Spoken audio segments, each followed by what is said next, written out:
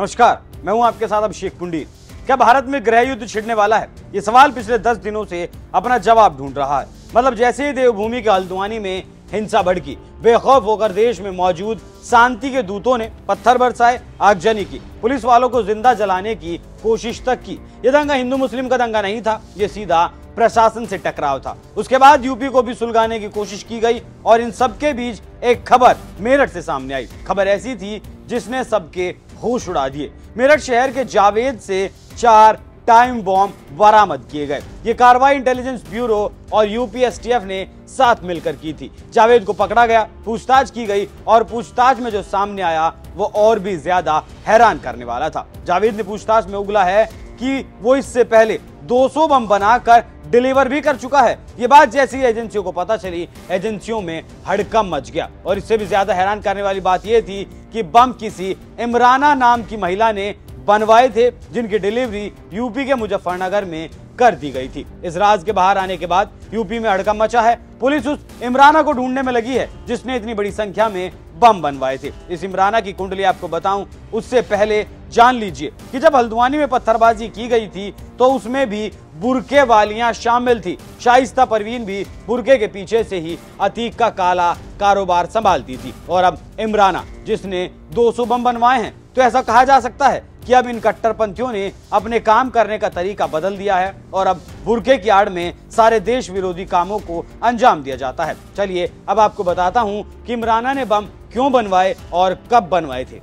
जिस इमराना को UP STF और आईबी तलाश कर रही है, उसका नाम खुद जावेद ने उगला है। मतलब जिसने खुद बम बनाकर दिए। और अब जो जानकारी पुलिस के पास है वो ये है कि इमराना ने 2013 में मुजफ्फरनगर दंगों के दौरान ये बम बनवाए थे और इन्हें प्रदेश के अलग अलग इलाकों में बांटा भी गया था। यही इनपुट आईबी को मिला था और जिसे यूपी एसटीएफ के साथ शेयर किया गया, जिसके बाद जावेद शेख को गिरफ्तार किया गया और बॉटल वाला टाइमर बम बरामद किए गए। जिस संदिग्ध महिला इमराना की तलाश की जा रही है वो मुजफ्फरनगर की रहने वाली है।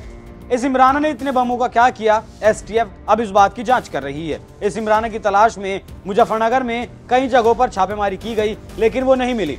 अब जावेद के बाद इस बुरका नशी इमराना पर सारी जांच टिकी है, क्योंकि अब यही बताएगी कि आखिर इसने इतने बमों का क्या किया होगा। क्या ये बात सोचने लायक नहीं है कि 10 साल पहले इतनी संख्या में बम बने और 10 साल बाद इस बात की जानकारी मिल रही है और अब जांच चल रही है। अगर 2013 में हथियारों का इस्तेमाल कर दिया जाता तो कितनी तबाही मचती, या इस्तेमाल भी किए गए होंगे तो आखिर किसे पता, जब इंटेलिजेंस के पास ये खबर ही 10 साल बाद पहुंच रही है। अब आपको इस जावेद की कुंडली भी दिखा देते हैं। जावेद ने कैसे सीखा बम बनाना।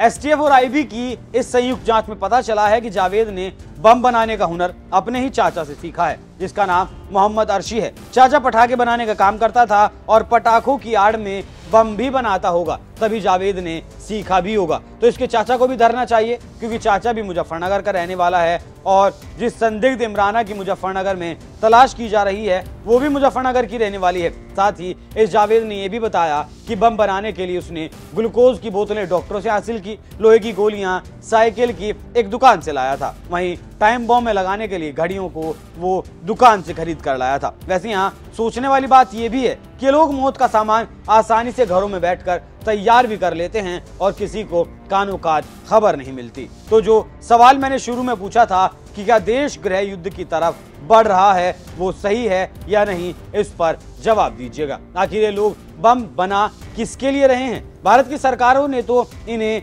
ठेका नहीं दिया कि देश पर आफत आने वाली है या फिर पाकिस्तान और चीन मिलकर भारत पर अटैक करने वाले हैं और आप लोग बम बनाने की फैक्ट्री शुरू कर दें। ऐसा तो नहीं है। जाहिर सी बात है ये मौत का सामान भाईचारे की मिसाल पेश करने वाले हिंदुओं के लिए ही तैयार किया जा रहा है। हालांकि पेट्रोल बम बनाना इनके लिए कोई नई बात नहीं है। देश में जहां भी दंगा होता है ये वहीं पेट्रोल बमों का इस्तेमाल करते हैं। लेकिन अब एक कदम और आगे बढ़ाते हुए ये टाइमर बॉम्ब तक भी पहुंच चुके हैं। तो सवाल ये उठता है कि आखिर ये लोग कौन हैं, किसके इशारे पर काम कर रहे हैं? क्या सच में गजवाए हिंद वाली सोच पर ये काम कर रहे हैं? क्या वो वक्त नहीं आ गया जब इन देश विरोधियों की कमर तोड़ दी जानी चाहिए? क्या इनकी अकल ठिकाने लगाने का वक्त नहीं आ गया है? क्योंकि ये तो वो खबरें हैं जो सामने आ जाती हैं जिनका भांडाफोड़ हो जाता है। ऐसा कितना असला होगा जो दबा पड़ा है और कब वो लावा बनकर फूट पड़े कोई नहीं जानता। क्या इस लावे को खत्म करने की अब जरूरत नहीं है? मुझे तो लगता है